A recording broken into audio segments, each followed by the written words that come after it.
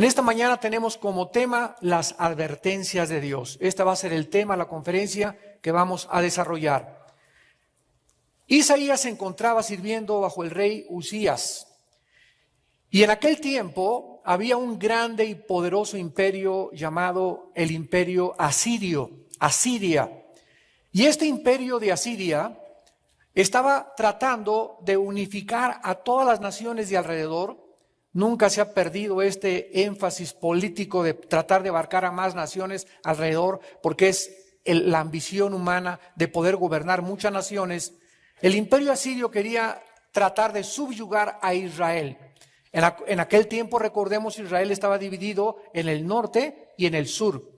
Entonces, por ejemplo, en el capítulo 7, versículo 1, comienza diciendo: en los días de Acaz, hijo de Jotam, hijo de Usías, rey de Judá, que Resín, rey de Asiria, y Peca, hijo de Remalías, rey de Israel, subieron contra Jerusalén para combatirla, pero no la pudieron tomar. O sea, hubo una alianza entre el rey de Asiria y el rey de Israel. Una cosa era Israel y otra cosa era Jerusalén. Estaba el reino, acuérdese, dividido en dos. Entonces, los que estaban del lado de Isaías comenzaron a alarmarse también, porque vieron esta unificación política, económica, militar poderosa, y dijeron: si no nos unimos a Asiria, pues vamos a perder, vamos a ser destruidos, vamos a desaparecer del mapa. Y este pasaje que vamos a estudiar hoy, el capítulo 8, versículos del 11 en adelante, nos revela el Espíritu Santo qué es lo que el pueblo de Dios debe de hacer cuando se siente amenazado.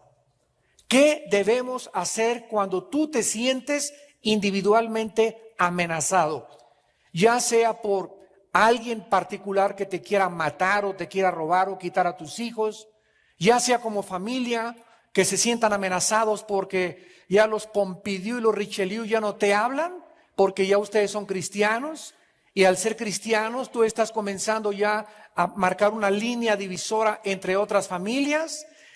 Amenazados en la escuela, nuestros hijos los amenazan que si no hacen Halloween o no se disfrazan de brujas los van a correr. Y también cuando nos sentamos amenazados como iglesia o como nación. En este caso, ¿verdad?, particular, era la nación de Israel.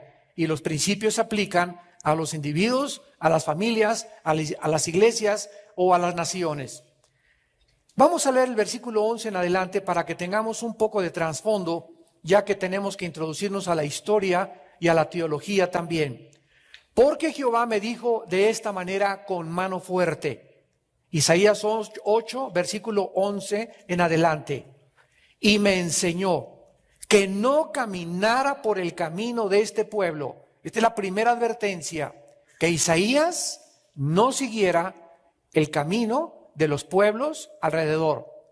Versículo 11, que no llame conspiración a las cosas que este pueblo llama conspiración, ni teman lo que ellos temen, ni tengan miedo. En segundo lugar, que nunca, jamás debamos nosotros sentirnos amenazados con el temor.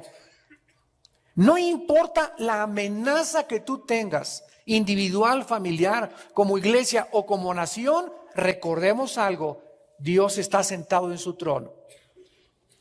Versículo 13, a Jehová de los ejércitos, a Él santificad, sea Él vuestro temor y Él sea vuestro miedo.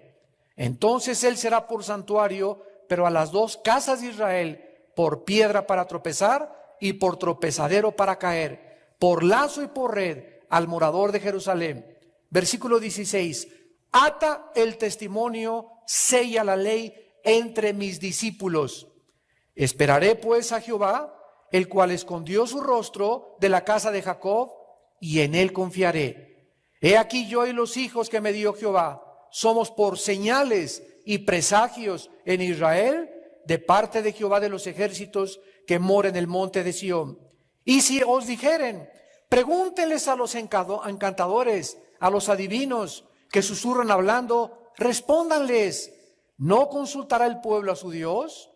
¿Consultará a los muertos por los vivos?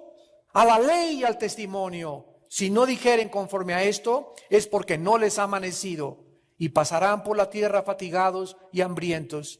Y acontecerá que teniendo hambre se enojarán y maldecirán a su rey y a su Dios, levantando el rostro en alto. Y mirarán la tierra, he aquí tribulación y tinieblas, oscuridad y angustia, y serán sumidos en las tinieblas. Cuando los enemigos nos amenazan,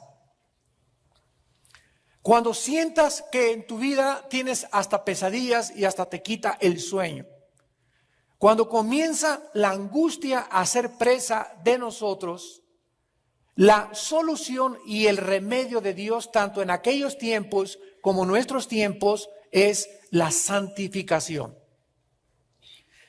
Continuamente ustedes, al estudiar el Antiguo Testamento, van a descubrir que cada vez que Dios iba a hacer algo con Israel, les daba la orden a Moisés, a Josué, a los jueces, y les decía: santifíquense. ¿Recuerdan? Dile al pueblo que se santifique. ¿Qué significa esto? Bueno, la palabra santificar viene de santo, de donde viene la palabra hebrea kadosh, kadosh, y la palabra griega agios, con H, y significa separarse, ponerse aparte, hacerse a un lado, limpiarse o purificarse. Entonces, cada vez que Dios les iba a decir a Israel: vamos a cruzar el río Jordán, santifíquense. Voy a hacer entre ustedes una maravilla y te voy a salvar de tu suegro, te voy a salvar de tu ex esposo, te voy a salvar a tus hijos. Si tú quieres que yo actúe en tu vida, y si tú quieres ver que tus enemigos no se pueden acercar a tu vida, límpiate. Limpia tu vida. Purifica tu vida moralmente. Yo no puedo actuar, dice el Señor, en las tinieblas. Nosotros estamos viviendo en una dimensión que se llama la dimensión de la luz. Y el momento en que nuestra vida se ensucia por el pecado, salimos disparados a la dimensión de las tinieblas. Y en la dimensión de las tinieblas hay ignorancia, hay pérdida de la brújula, hay tinieblas, y ahí es donde opera el príncipe de las tinieblas llamado Satanás. Mientras estemos en las tinieblas y estemos siendo amenazados y tú estás en tinieblas, Dios no puede actuar. Tienes que regresar otra vez a la dimensión de la luz. ¿Qué es lo que tengo que hacer si tengo en pecado o caí en pecado, para que yo pueda otra vez regresar bajo la protección de Dios, el que habita al abrigo del Altísimo, el que está bajo la luz, morará bajo la protección de Dios? Necesito, cuando estoy yo aquí en tinieblas, confesar mi pecado. Señor, he pecado, he hecho lo malo delante de tus ojos. Anoche manoseé a mi novia. No he pagado hace 3 meses esta deuda. En mi casa metí hace una semana películas pornográficas. Tengo en mi mente una mujer que no es mi esposa, etcétera, etcétera. Cuando tú hagas eso, cuando saques de tu vida ese pecado y te vuelvas a Dios, no solamente ya no quiero seguir haciendo esto, sino regresar y volverte a Dios. Dios nos está esperando. Y no para castigarnos, sino para abrazarnos otra vez y decirnos: no te vuelvas a soltar de mí. Aquí es conmigo donde tú vas a tener paz.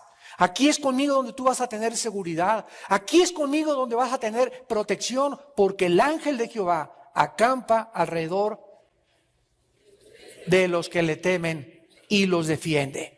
Entonces, siempre que nosotros nos sintamos amenazados, no le digas a Dios: Señor, cuida a mis hijitos, mi esposo este y el otro, y tu vida está en pecado. Porque Dios no es el genio de la lámpara de Aladino, para que cuando tengas una necesidad, pues ya apareció Dios y te va a ayudar. Él ayuda a aquellos que temen su nombre, aquellos que caminan en limpieza y en pureza sexual. Esta verdad fue claramente simbolizada por el nombre de Isaías, como se llama todo el libro. La palabra Isaías significa Dios es mi salvación. Es lo que significa el nombre de Isaías. Y a pesar de estas maravillosas promesas que Dios le da al pueblo de Israel: acérquense a mí, No confíen en el poder militar, no confíen en el poder político, no confíen en el poder económico. Yo soy vuestro Dios. Confíen en mí, acérquense a mí. Yo soy el castillo, la fortaleza de tu vida. Yo soy tu roca. Yo soy el que te voy a defender, no tu compadre, ni tus amigos, ni tus influencias. Yo soy el que soy, dice el Señor. El rey Acaz y sus líderes miraban a Siria, miraban a ese poder como su libertador y protector de las amenazas que ellos estaban haciendo a los que no se unieran al partido pro-Asiria. Así se llamaba en aquel tiempo el partido político, partido pro-Asiria. ¿Cuántos de nosotros también, cuando son tiempos de elecciones, miramos a algún líder, el como se llame, como el Mesías? El que nos va a sacar de la pobreza, el que va a levantar a México, el que no va a nacionalizar nada, el que nos va a levantar totalmente, y ponemos inclusive los cristianos, ya no se diga de los no cristianos, pero aún los mismos cristianos vemos a los futuros candidatos como Mesías, como libertadores, como salvadores. Y escuchen, ningún hombre podrá jamás solucionar la pobreza. Jesucristo dijo, hasta que yo venga, tendréis a los pobres con ustedes. ¿Por qué? Porque la pobreza no es el problema humano, es mucho más profundo que esto. Ningún líder podrá cumplir sus promesas porque todos las hacen, y cuando están en el poder se dan cuenta que no solamente era hablar, sino que hay un poder mucho más grande para poder sacar a un país a flote. Y lo que la Biblia dice que para que un país surja y pueda verdaderamente salir a flote es cuando el evangelio se predica libremente, cuando comienzan las familias a regresar a Dios y cuando comenzamos a aborrecer la maldad como Dios y el corazón de Dios lo aborrece. Entonces, no pongamos nosotros nunca, este gobierno nos va a salvar, o este partido nos va a salvar, o este candidato nos va a salvar, porque vamos a caer en una trampa. El que confía en el hombre, maldito es, dice Jeremías capítulo 17. Nuestra confianza no es en el hombre. Tristemente, en este pasaje, como lo vamos a ver a continuación, la mayoría del pueblo de Israel comenzó a apoyar a este partido político, el mismo pueblo de Dios. Y comenzaron ellos a creer que bajo este parámetro, bajo esta sombrilla, bajo estas circunstancias que envolvían como el imperio más grande del mundo, Asiria, ellos iban a tener la protección de Dios. Vean ustedes el capítulo 7, versículo 9. Porque el único que no confió en esto fue Isaías. Isaías fue el único que no se sintió amenazado ni tampoco obligado a confiar en un partido político militar. Dice el capítulo 7, versículo 9, y la cabeza de Efraín es Samaria, y la cabeza de Samaria el hijo de Remalías. Si vosotros no creyereis, de cierto no permaneceréis. Esta palabra aquí, permanecer, la palabra amán en el hebreo significa quedarte de pie. ¿Qué es lo que nos hace permanecer firmes? ¿Qué es lo que nos hace cuando vienen los vientos y los ríos y las aguas y las amenazas y los bombardeos filosóficos y los ataques morales? ¿Qué es lo que nos hace que no nos caigamos? La fe. La fe, la confianza en las promesas de Dios. Dice el Salmo 27, hubiera yo desmayado si no creyese que veré la bondad de Dios en la tierra de los vivientes. Hubiera yo desmayado si no hubiera creído. ¿Qué fue lo que hizo que David no desmayara? Creer. Si no hubiera creído, el momento en que dejamos de creer, desmayamos, nos desanimamos, nos vamos al suelo, somos destruidos. Comenzamos a sufrir tinieblas, un espíritu de tormento se apodera de nosotros, un espíritu de desesperación, de desesperanza. Comenzamos a ya no ver la luz, comenzamos todo a verlo oscuro, porque por la fe estamos firmes. Si nosotros no creemos, no esperes permanecer de pie. Vean ustedes ahora el capítulo 28 de Isaías, versículo 16. En todos estos versículos, Isaías tenía el mismo pensamiento de Dios. Isaías 28, versículo 16. Por tanto, Jehová el Señor dice así: he aquí yo he puesto en Sión por fundamento una piedra, piedra probada, angular, preciosa, de cimiento estable. Esta es una profecía del Mesías, pero vean la última parte: el que creyere, no se apresure. En la primera parte es, tú no puedes permanecer de pie si no sigues creyendo. Y aquí en otra parte se nos dice de otra manera, que si nosotros creemos, no tomemos decisiones impulsivas. No digas, ya mañana compro esa casa, mañana compro esa moto, mañana compro ese coche, ya mañana me caso con esta. Si tú realmente crees en Dios, no te apresures, porque la prisa no es de Dios. ¿Se imaginan a Cristo en la mañana? Pero se nos hace tarde, muévanse, vámonos. ¿Se imaginan a Jesús con esa actitud? Oh, ya se me hizo tarde, vámonos corriendo porque no vamos a llegar. Cristo jamás en su vida estuvo inmutable ante cualquier situación que lo presionaba de levantarse, no levantarse, de ir o no ir. Él estaba siempre en el tiempo perfecto de su Padre. Sabía que iba a pasar por un valle de sombra de lobos, de coyotes, de hienas, de leopardos, de tigres, de chacales, y nadie lo iba a morder ni arañar hasta que no llegara su tiempo.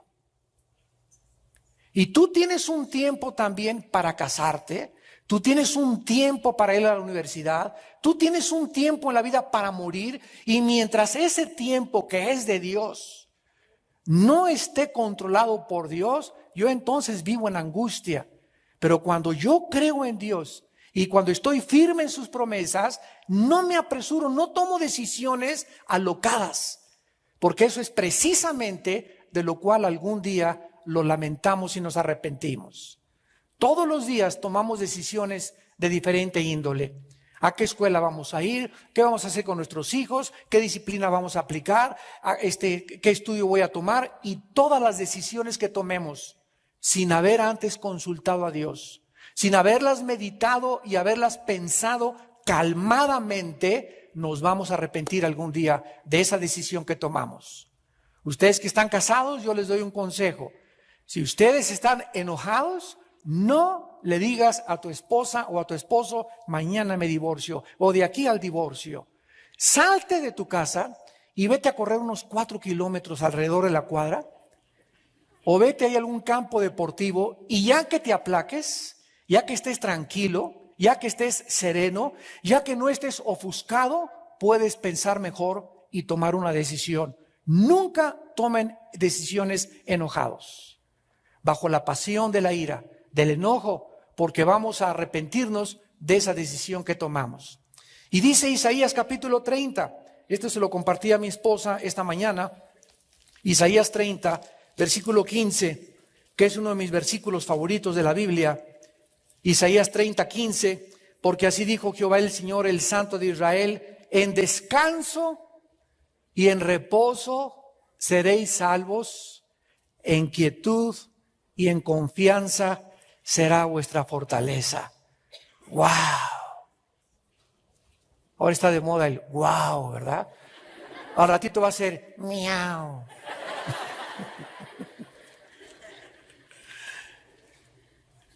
En este versículo se encuentra lo que éramos antes, o sea, cómo nos convertimos, sígame con cuidado, y nos dice en este versículo lo que debe ser nuestra conducta ya convertidos. Vean ustedes otra vez. En descanso y en reposo fuimos salvados por Dios. O sea, en otras palabras, ninguno de nosotros, cuando recibimos a Jesucristo, estábamos trabajando para ganarnos a Cristo. ¿Oíste un mensaje que te dijo, cree el evangelio nada más? ¿No oíste que te dijeran, vete a la villa, ida y vuelta?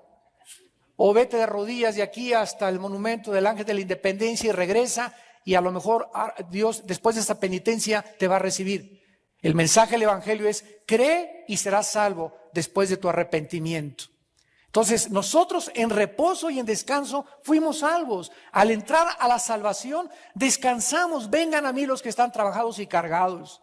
Veníamos cargados, veníamos con una mochilota tremenda a la cruz y llegamos a la cruz y encontramos que alguien quiere cargar mi mochila, mis penas, mis problemas, mis traumas. Y yo ahí los andaba cargando y llego a la cruz y me dice Jesús, dámelos a mí, hijo mío. ¿Qué hacemos en la cruz? Le entregamos nuestra carga a Dios. Aquello que nos impedía caminar, aquello que nos molestaba, aquello que nos traumaba. Ahí está, Señor, todo lo que he sufrido y las heridas de mi alma te las dejo en la cruz. Y después de venir a la cruz, me siento ya tranquilo, me siento ligerito, porque le he entregado todos mis pecados a Cristo en la cruz del Calvario. Pero ya siendo cristiano, en quietud y en confianza será vuestra fortaleza. ¿Sabe qué significa esto? Que nunca podremos tener la fortaleza interior si no tenemos juntamente la paz de Dios.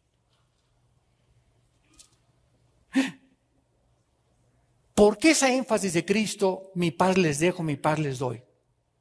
Por nada estén afanados mis chiquilines. Filipenses 4, 6 al 7, por nada estéis afanosos, dice el apóstol Pablo. Es una insistencia desde el Génesis hasta el Apocalipsis. Abraham, no temas, confía en mí, ten paz. ¿Por qué? Porque esto es precisamente el secreto de nuestra victoria, la paz interior. Si yo tengo muchos problemas y quién no los tiene alrededor, pero por dentro estoy agitado y estoy ansioso y de pilón me echo todavía 2 tazas de café, voy a parecer como brincolín, ¿verdad? Como Pepita en comal. Entonces no espere yo en estas circunstancias oír la voz del Espíritu Santo, porque para que el Espíritu Santo pueda tener contacto y comunicación conmigo y yo esté sintonizando la voz del Espíritu Santo, yo necesito estar en el cuadrante del Espíritu Santo, que es el cuadrante, no de la charrita del cuadrante, es la paz. Hasta que Dios ve que aquí adentro, dentro de mi vida, dentro de tu vida, estás en tranquilo y ya te tranquilizaste, Padre, tú sabes que mi hijo, mi hija, Señor, este problema, cálmate, tranquilo, sereno, comienza a alabar a Dios, relájate, Padre Santo, tengo que recordar, tú estás al control de mi vida, nada yo no tengo los hilos de nadie, de la vida de nadie, yo no puedo controlar las circunstancias de México, ni del petróleo, ni de la economía de mi trabajo. Padre, yo me hinco delante de ti y descanso en ti. Y en esa quietud y en esa confianza que estás demostrando al estarte quieto, comenzarás a fortalecerte. Y esa fortaleza la necesitamos para vivir. Porque si no tenemos esa fortaleza para vivir, cualquier problema que se nos venga encima nos va a derribar. En quietud y en confianza es nuestra fortaleza. Miren ustedes ahí mismo en Isaías 30, el versículo 7. Ciertamente Egipto en vano e inútilmente dará ayuda, por tanto yo le di voces, escucha, que su fortaleza sería estarse quietos. Otra vez. No tengas temor de las noticias que estás recibiendo ahorita. Mi esposo me dijo que mañana lunes, hermano, voy con los abogados a llevarse a mi casa, me van a embargar mi casa, etcétera, etcétera. En lugar de que te desesperes y que dejes que la ansiedad del mundo entre a tu corazón, es precisamente en tu confianza en Dios donde vas a tener la fortaleza de enfrentar los problemas de la vida. Y Dios te va a dar sabiduría y Dios va a hacer un milagro. Y si te quitaron la casa, Dios te va a dar otra mucho mejor. Y si te quitaron tus hijos, por cuanto en mí has confiado, Salmo 91, yo también te levantaré, recobraré a tus hijos y los traeré otra vez contigo, porque yo soy tu Dios que te sostengo y te dice, no tengas miedo.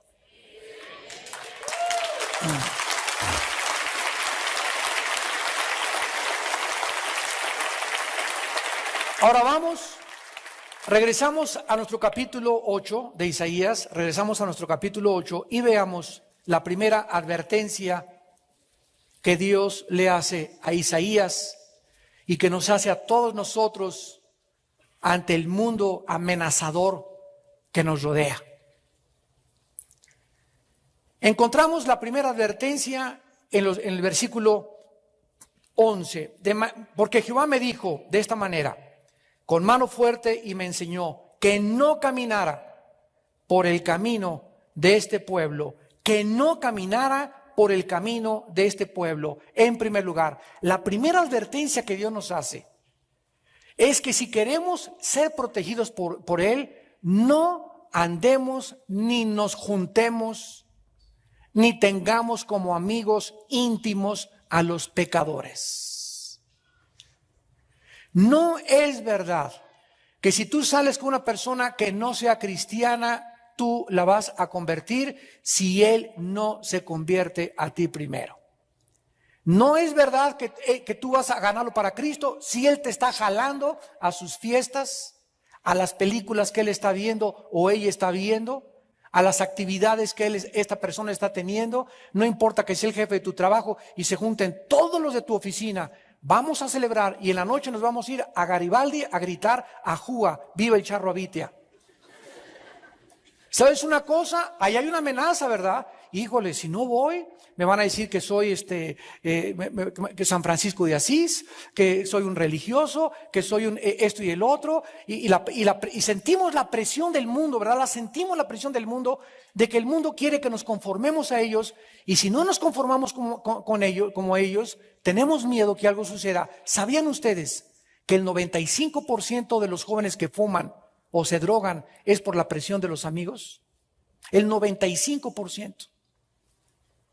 Porque se juntan con un grupo de muchachitos que fuman y si él no fuma ya no es aceptado en ese grupo. Y como hay una necesidad de pertenencia que pertenece al corazón humano, no queremos sentirnos fuera de ningún grupo. Porque si estamos con un grupo que está chupando, está emborrachándose y tú pides agua de horchata, te van a ver raro, te van a ver como un marciano.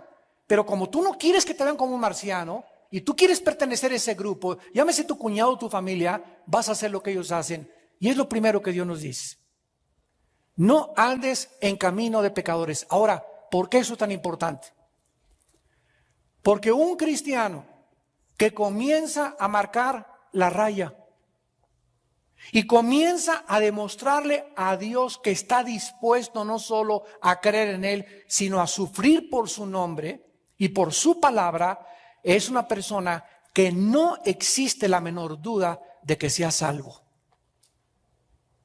Porque a los cristianos Dios no nos ha dado un espíritu de temor, sino de valor, de poder y dominio propio.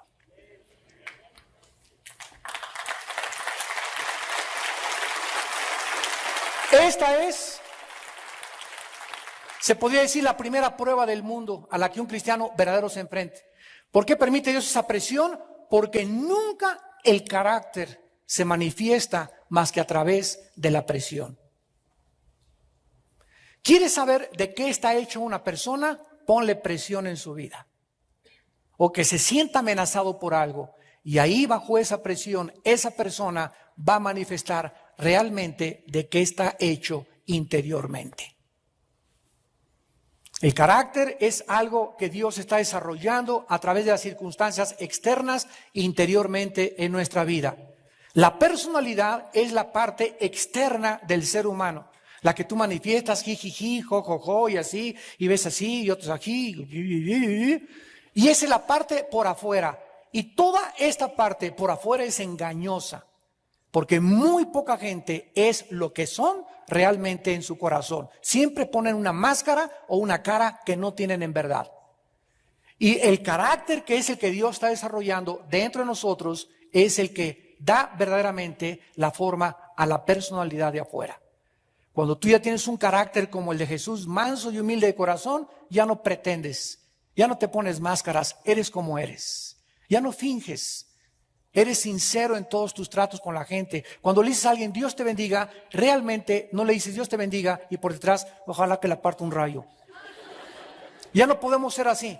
Somos abiertos, somos espontáneos y lo deseamos con todo el corazón.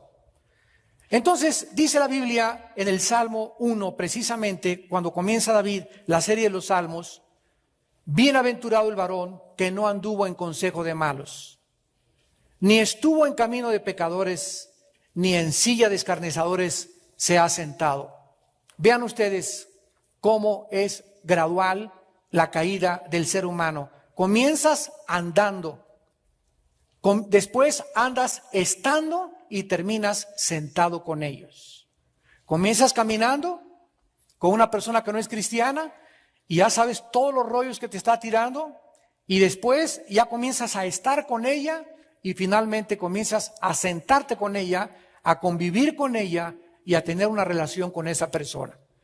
Dichoso, dice la persona, dice la Biblia, que es la palabra ashar en el hebreo. Ashar, dichoso, bienaventurado, feliz. ¿Dónde se encuentra la felicidad? Separado del mundo. ¿Quieres ser feliz de veras? No andes con pecadores. Hermano, pero estamos en un mundo donde no me puedo ir a un convento. Ok, no hay ningún problema. A Cristo lo atacaron precisamente por eso. Anda con prostitutas y se sienta con pecadores y publicanos a comer. Pero ¿para qué se sentaba a comer Cristo con ellos? ¿Para cantar las canciones del Charro Vita con ellos? ¿Para oír los chistes de qué nos pasa? Que pervierten la familia y pervierten al ser humano, para oír los chistes de la televisión que te envenenan y que te contaminan. Cristo se sentaba con ellos para jalarlos y sacarlos de ahí. Y si tú te vas a sentar con la secretaria, con un amigo, con el jefe de trabajo a comer lo que sea, te vas a sentar y pues vas a hablarle de Cristo y vas a tratar de ganar su alma para Cristo. Y si esa persona te dice, ya no quiero que me hables de tu Dios, ahí se acabó. Ya no puedes tú seguir con esa persona. Porque si voy a seguir con esa persona es para hablar del Señor, para jalarlo y no que Él me jale a mí otra vez de donde Dios nos sacó a todos. Aparentemente existía pues el peligro, regresamos a Isaías 8, de que el partido asirio intentara convencer a Isaías del razonamiento de su proposición. Sin duda alguna, repetimos, era el imperio más fuerte del mundo en aquella época. Y si Israel formaba una alianza con Asiria, ellos creían que se aseguraban su protección, se aseguraban contra las naciones enemigas, y los líderes y el pueblo comenzaron a abandonar a Dios. Y por eso Dios le llama a Isaías y le hace estas tres advertencias. En segundo lugar, la segunda advertencia que Dios hace, dice en el versículo 12 de Isaías 8, no llames conspiración a lo que ellos llaman conspiración, ni tengas miedo a lo que ellos tienen miedo. En segundo lugar, nunca tengamos miedo de las críticas, de las calumnias, de los chismes y de lo que la gente habla contra ti, contra mí, contra mis hijos, contra tu familia, contra nuestra iglesia, contra nuestra nación, contra el que sea. Nunca nosotros oigamos las voces que nos atacan y que nos agreden, porque si tú haces caso de la crítica, de lo que dijeron o de lo que no dijeron, y permites que la crítica entre a tu corazón, te vas a comenzar a desanimar. Vas a comenzar a creer que a lo mejor es verdad. Vas a comenzar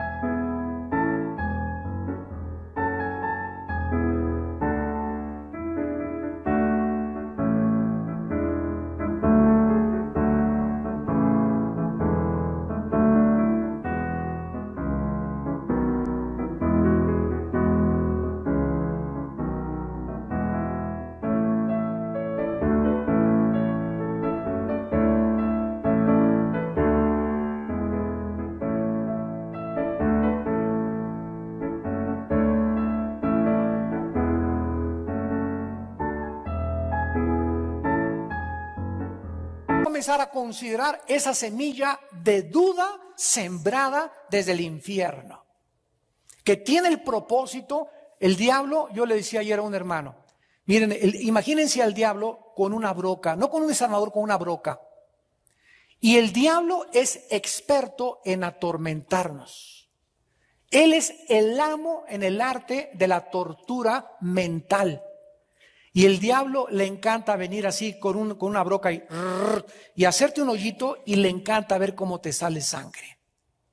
A este hermano que yo le compartía esto es porque su ex esposa Cada vez que él la iba a ver, ella le decía, siempre fuiste un impotente, siempre fuiste un bueno para nada. Y ahí está el pobre hermano, no de manso, de menso, oyendo todo lo que, ahí oyendo por teléfono. Y le dije, no vuelvas jamás a oír ninguna palabra, ni de tu ex esposo, ni de tu ex esposa. Si te hablan para agredirte, cuélgale el teléfono. No dejes que todo ese cúmulo de tornillo que es el diablo usando esas personas permita entrada a tus tímpanos, a tu oído, a tu alma, porque está tratando el diablo de sangrarte, de torturarte, de quitarte tu paz. No los escuches, no tengas miedo de ellos.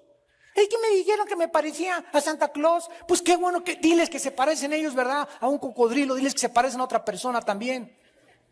Si el diablo viene y te recuerda tu pasado, recuérdale al diablo su futuro.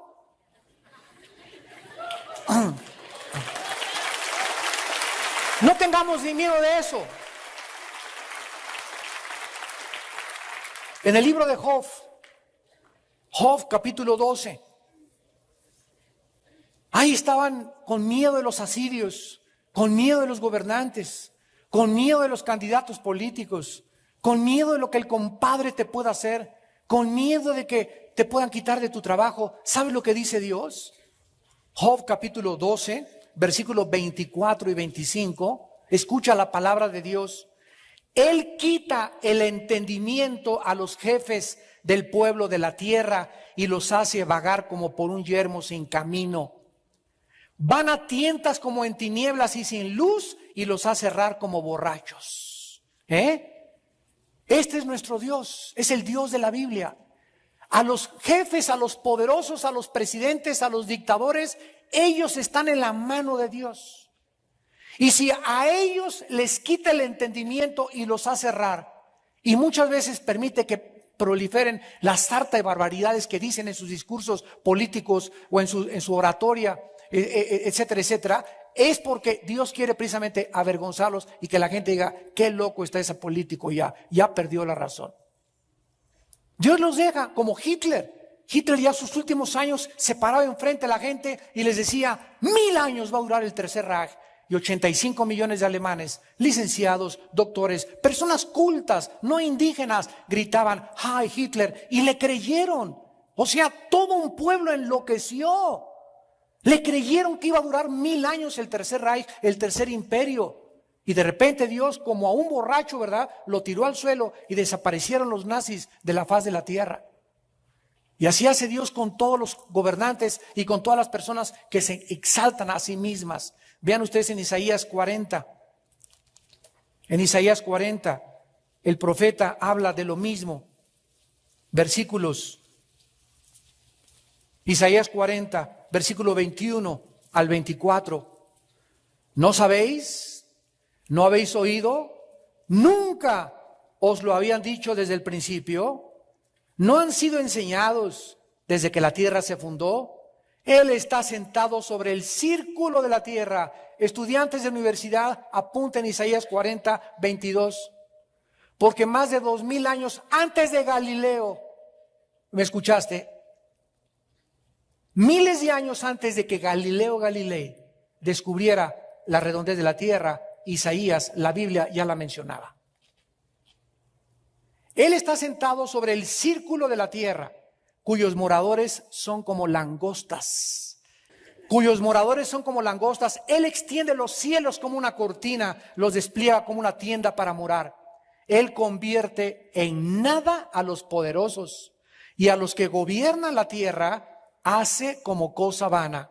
Como si nunca hubieran sido plantados, como si nunca hubieran sido sembrados, como si nunca su tronco hubiera tenido raíz en la tierra, tan pronto como sopla en ellos, se secan, el torbellino los lleva como la hojarasca. Este es el Dios de la Biblia, el Dios que tiene el control sobre los jefes de Estado, sobre los jueces de la tierra, sobre los gobernantes, sobre tus enemigos. Esa persona que te quiera a ti hacer mal, esos enemigos que nosotros tenemos, ¿saben una cosa? Ellos respiran, ¿verdad?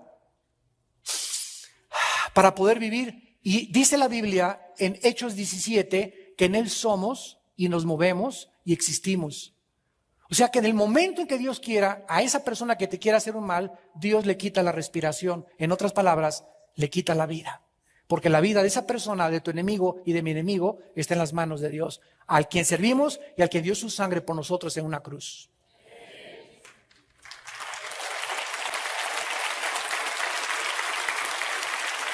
Y en tercer lugar, la tercera advertencia es contra la brujería.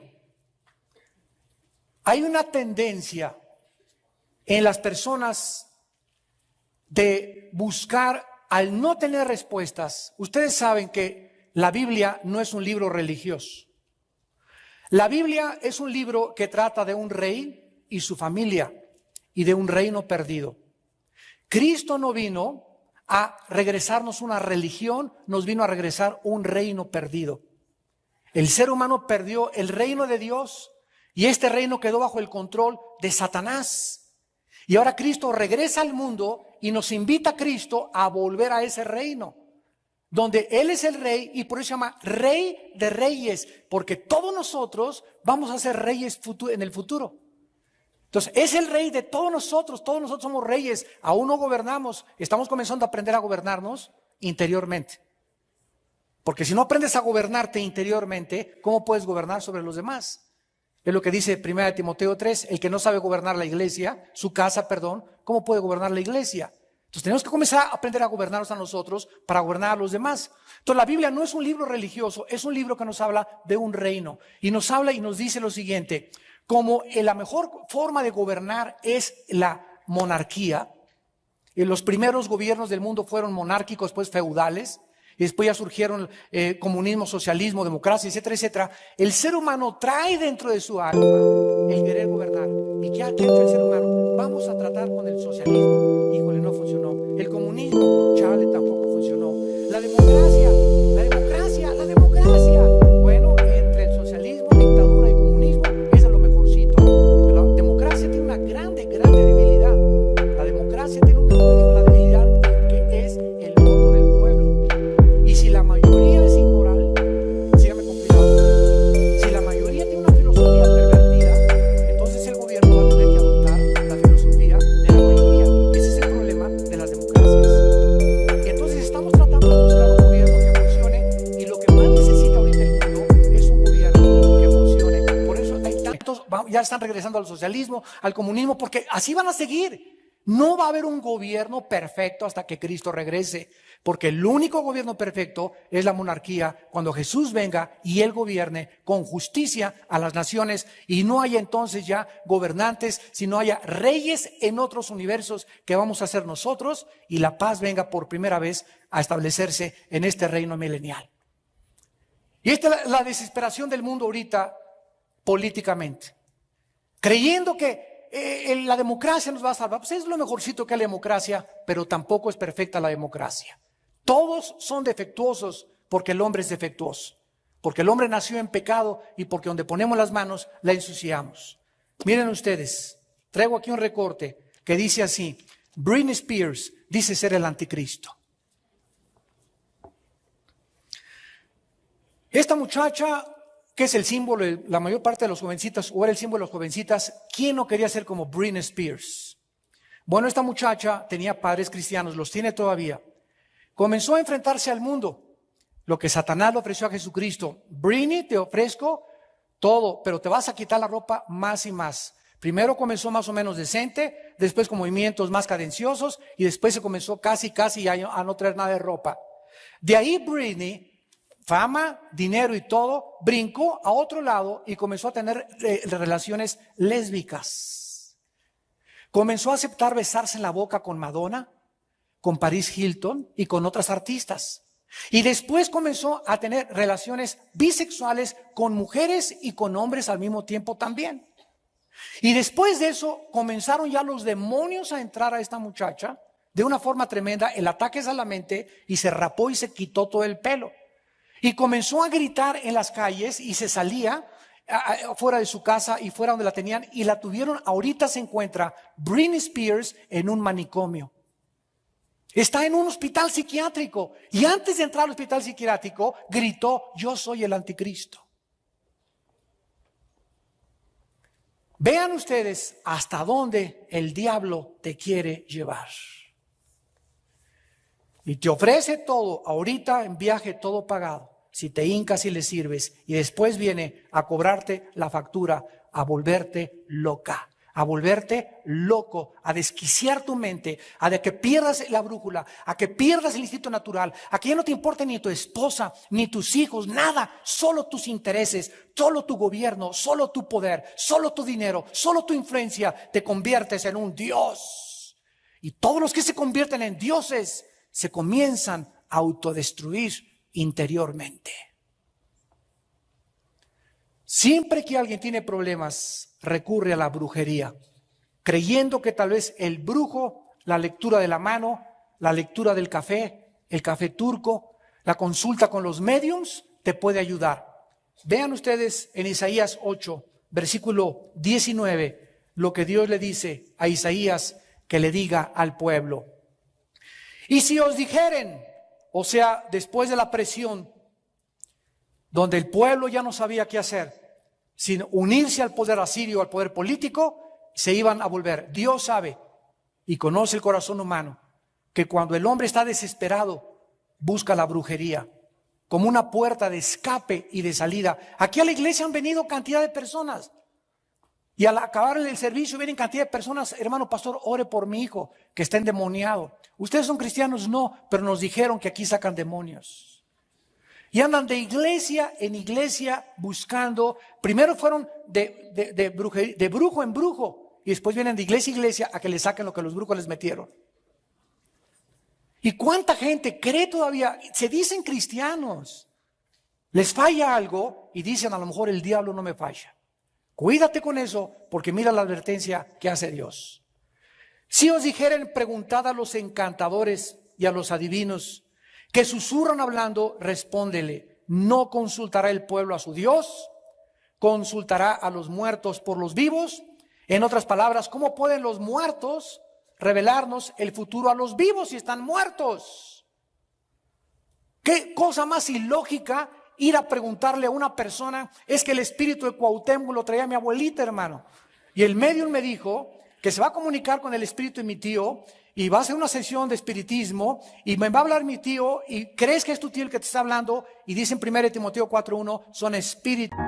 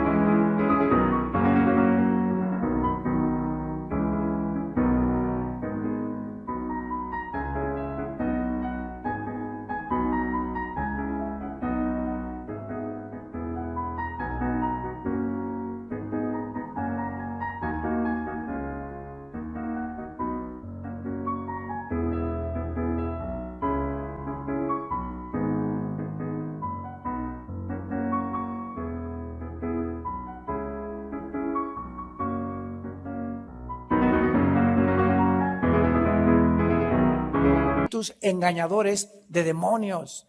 No hay ningún alma humana ni ningún espíritu humano pululando en los aires, ni el de Santa Gertrudis, ni el de Juan Diego, menos el de Juan Diego, ni el de Rita de Casia, ni del Papa, ni de nadie. Cuando los seres humanos nos morimos, dice la Biblia que descendemos unos al centro de la tierra y otros a la presencia de Dios. Ninguno está en el aire. El aire está controlado por Satanás y sus demonios.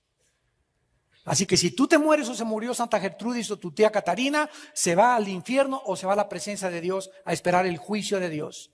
No hay ninguna alma en pena.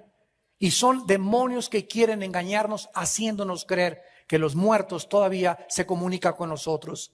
¿No han notado ustedes en los últimos 10 años que el 80% de las películas ya son de terror? De apariciones, de que abres la ventana y se aparece ahí un fantasma vestido así transparente y que suena la puerta y cruje y ahí está alguien escondido. Y todo esto es con el propósito de llevar a la gente a la brujería. ¿Qué más que Harry Potter? Harry Potter, la novela de los siglos, el libro que induce a los niños a la brujería blanca, a la magia blanca, y les hace creer que hay brujos buenos y hay brujos malos. Y los engaña a través de una novela y una película aparentemente inocente, que no se puede discernir más que con el Espíritu Santo que tienes tú y que tengo yo en nuestro corazón. La Biblia nos previene acerca de esto y dice en Isaías 44 más adelante que el pueblo de Israel, así es, comenzó a consultar a los brujos, a las brujas, a Walter Mercado y familia. Dice Isaías 44 del 6 al 8. No teman ni se amedrenten, no te lo hice oír desde la antigüedad y te lo dije. Luego ustedes son mis testigos. No hay Dios sino yo, no hay fuerte, no conozco ninguno. Y en Isaías 47, del 12 al 13, estate ahora en tus encantamientos y en la multitud de tus hechizos, en los cuales te fatigaste desde tu juventud. Quizá podrás mejorarte, quizá te fortalecerás. Te has fatigado en tus muchos consejos. Comparezcan ahora y te defiendan los contempladores de los cielos, los que observan las estrellas, los que cuentan los meses para pronosticar lo que vendrá sobre ti. ¿Qué hicieron los judíos? Se volvieron a los horóscopos, a los tatarabuelos de Walter Mercado.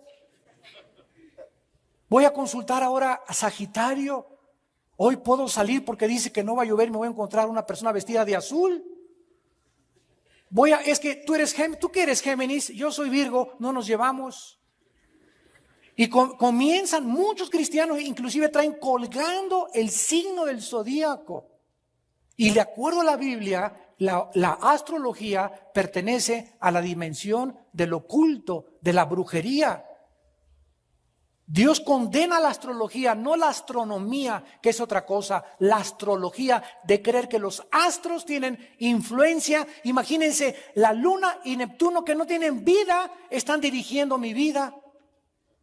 Más estupidez no se puede comprender en el ser humano. Pero así somos. Y no solamente eso, agarramos un tronco, y el tronco que no tiene vida, y le hacemos la forma de Juan Diego. Y después, ante lo que nosotros hicimos, nos hincamos. Juan Diego, te pido por mi abuelita. Y yo hice ese pedazo de santo que no tiene vida, no tiene ojos, no tiene oídos, no tiene espíritu. Y nos llamamos inteligentes, y nos llamamos razonables, y nos llamamos científicos. Por eso la Biblia considera el ateísmo como la mayor irracionalidad y depravación a la que la mente y el intelecto humano ha llegado. Dice el Salmo 14:1, el necio dice en su corazón, no hay Dios. Finalmente, ante esta advertencia, Isaías, regresamos al capítulo 8, les advierte y les dice el versículo 21 y 22. El mundo del ocultismo te va a llevar a la desesperación y a la desesperanza y finalmente al juicio de Dios. Si continuaban en su rebelión contra Dios, Asiria, ese imperio en el cual ellos querían confiar, los iba a venir y se cumplió. Se los iba a venir a llevar cautivos y los iba a convertir en esclavos. Tú te conviertes en esclavo de aquel a quien tú pones tu confianza. Si pones tu confianza en los ídolos, te conviertes como un ídolo mudo, tonto y menso. Si pones tu confianza en un político, te haces como ese político. Los que pusieron su confianza en Hitler se hicieron nazis. En Mussolini se hicieron fascistas. En Marx se hicieron comunistas. En aquello en lo que tú pones tu confianza es en lo que tú te conviertes. Pero cuando tú tienes a Jesucristo como tu modelo, aquel que dijo, sean mansos y humildes de corazón, yo no vine a que me sirvieran, sino a servirlos, y a darnos ese ejemplo de consagración total a Dios, te haces como Jesucristo, manso y humilde de corazón. Y seguimos a aquel que nos lleva al camino, a la verdad y a la vida.